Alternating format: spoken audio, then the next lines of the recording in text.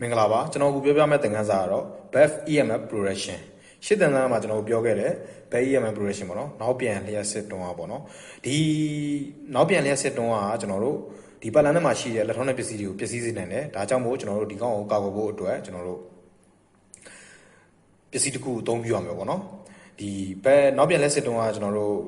ရှင်းသင်္ကန်းမှာပြောခဲ့သလို inductor တွေ relay တွေ motor တွေ internet loop တွေမှာကျွန်တော်တို့အကုန်လုံးရှိပါတယ်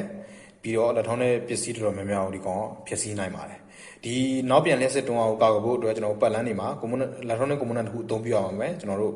အဓိကတော့ကျွန်တော် diode ကိုအသုံးပြုပါမယ်ပေါ့နော် diode ကိုအသုံးပြုမယ်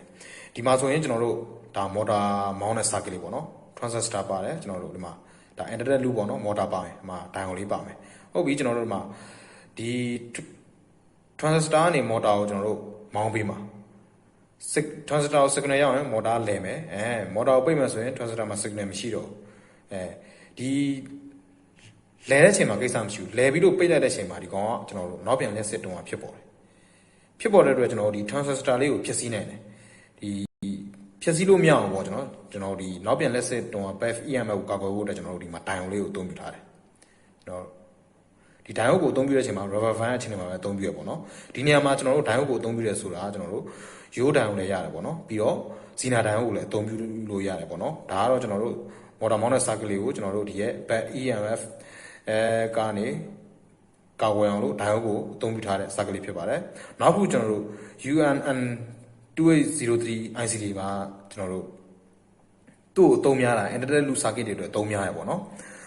သူ့အထဲမှာကျွန်တော်တို့ inverting amplifier 8ခုနဲ့တိစောက်ထားတယ်ဒီamplifier 8ခုရဲ့အထွက်မှာကျွန်တော်တို့အထွက်တိုင်းမှာ diode လေးတွေကို rubber band မှာခံပြီးအသုံးပြုထားတယ်ပေါ့နော်ဒီနောက်ပြန်လဲစစ်တုံးအောင်ကာကွယ်ဖို့အတွက်ကျွန်တော်တို့ထဲမှာထဲတွင်းတိစောက်ပြီးသားပေါ့နော်UNN 2803 IC မှာပေါ့နော်ဒါဆိုရင်ကျွန်တော်တို့ဒီ BEF EMF ကိုနားလည်မှလို့ထင်ပါတယ်အဓိကကျွန်တော်တို့